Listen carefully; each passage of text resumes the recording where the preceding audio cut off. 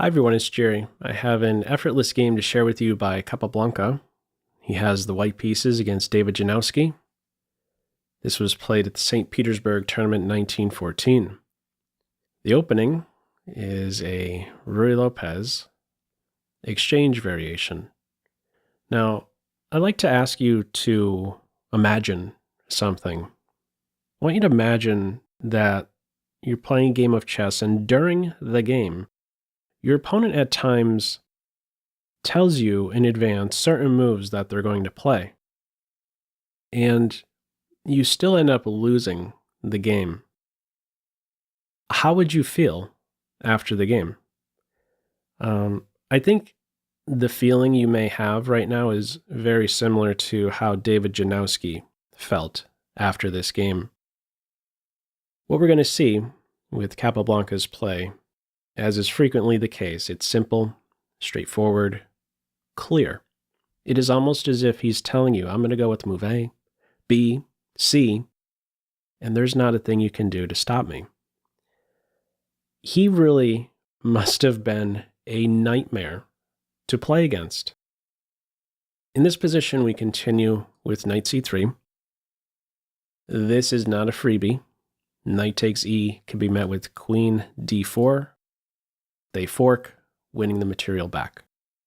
Knight c3, bishop c5. Still not a freebie. Knight takes e in this case can be met first with a tactic on f2. And yet again, queen d4 lands, winning the material back. d3 in this game, black pins the knight, bishop e3, dark square bishops, exchanged, queen e7. This is a 31 move game. More than half of Kappa's moves are with the pawns. What move would you play in this position? Feel free to pause the video. Okay, there's no tactic here, nothing flashy in this game. In this game, we have castles. There is a tell. The reason I want to draw attention to this position here is that there's a tell with black's last move. Black is now a moment away from castling queenside, and this should be taken into account as white, and is taken into account. Why do I think this? Well, I think a move that may tempt a lot of players is to question this bishop. In fact, this is something I'll frequently suggest when your opponent has a piece on your side of the board, as is the case here for white. Question it, try to do something about it. h3 is maybe tempting a lot of players. Probably best to stay away from that move, anticipating a possible opposite side's castles position. Why do I think this? Well, let's get these next two moves in. First of all, we do have kingside castles and queenside castles. In these type of positions, you really want to have these pawns as close to your king as possible. Treat them as if they're a warm blanket. The closer they are to the king, the warmer he will be, the cozier the king will be. Why is it a good idea to stay away from a move like h3 in such an environment? Well, it's because black can withdraw the bishop, and now think about g5, g4. This h3 pawn sticks out like a sore thumb. It would act like a hook for black to crack open a file on the king's side. So, these guys here should stay put. In this game, we have queen e1 getting out of the pin. Knight h6 may seem unusual on the surface, going to the edge, but it does stay out of the f-pawn's way. Maybe f6 or f5 is available. Okay, one more pop quiz here. What move would you play? I wonder if you can spot Kappa's 11th move. It is considered best. Feel free to pause the video. Okay, here we go. Rook b1. You see what's happening? This is what I was talking about at the start of the video. Rook b1, you're going from a closed file to another closed file. It's clear what's happening. The rook is supporting the b pawn advance, and there's really nothing black can do to stop it.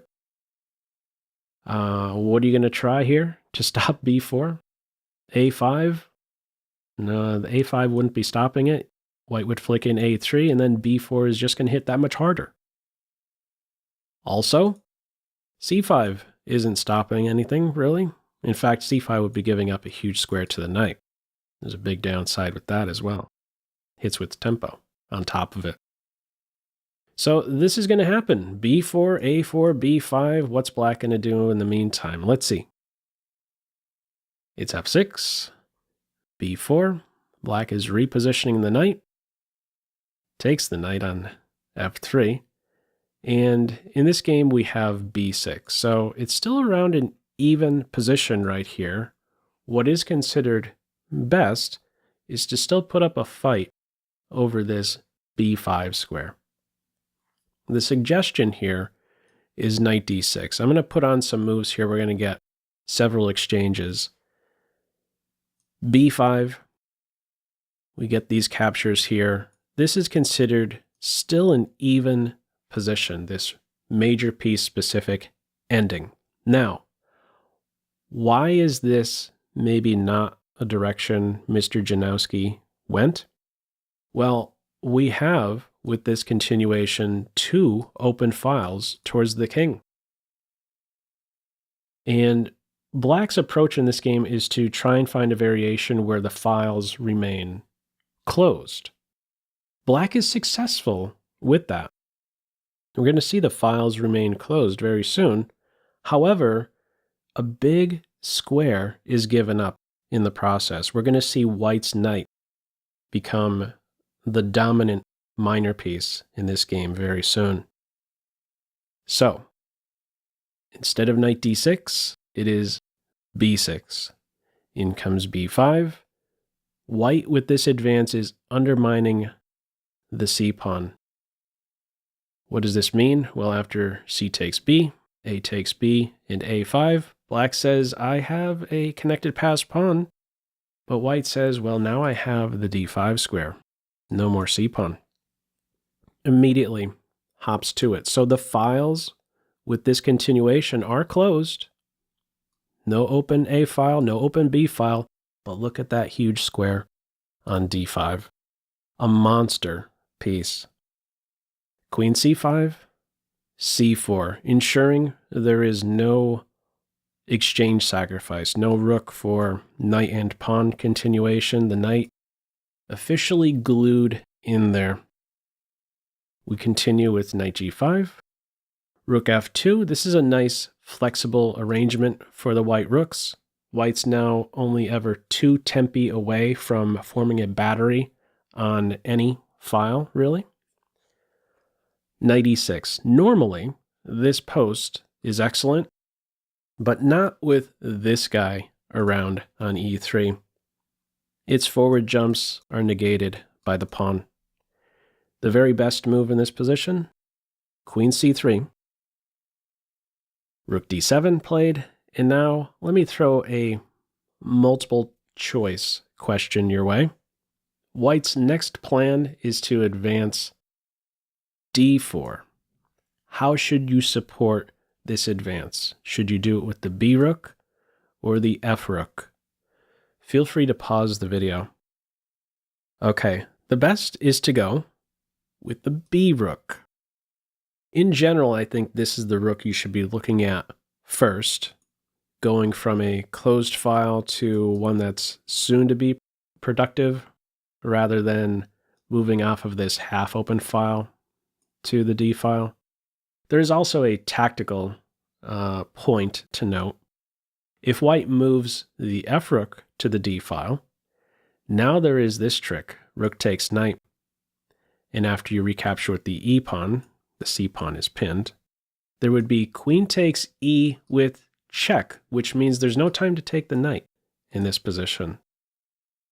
Compare that with the move in the game, rook b to d1. This is no longer available. Rook takes knight here. You get to recapture queen takes e3, no longer with check. White would simply take the knight. I should also note, this follow-up continuation. How would this look if you went with the wrong rook like this? Rook takes knight, pawn takes, queen takes e with check, and then this knight ends up on this perfect square c5. Black is considered better here. So, a little attention to detail here. Rook b to d1 to support d4, and there's no stopping it. It's happening. You just have to. It's happening. You're just going to have to deal with it.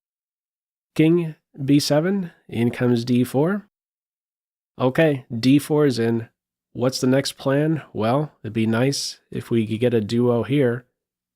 That's now supported with rook c2. Again, there's no stopping c5. This game is over. Just support pawn advances with the major pieces and keep pushing your pawns. Watch how hard they end up hitting here.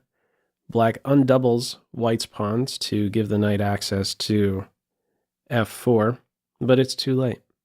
Even a knight exchange is not going to help black because we have c5, knight takes knight, pawn takes knight, the queen is hit. She's out of danger, but in the end, a fork. White now wins a major piece and continues to simply push the pawns, break things down. In the end, we have queen c6, and black simply resigns. It's a rook versus 3 pawns position, but soon all of these pawns are going to fall one by one. How would this look? Queen takes queen, rook takes queen. Yeah. Soon we're going to have 2 rooks on the 6th rank. No hope here for Team Black. So, what did you think of this one? Anyhow, feel free, as usual, to leave any feedback to this video in the comment section below. I hope you enjoyed it and maybe took a thing or two away. That's all for now. Take care. Bye.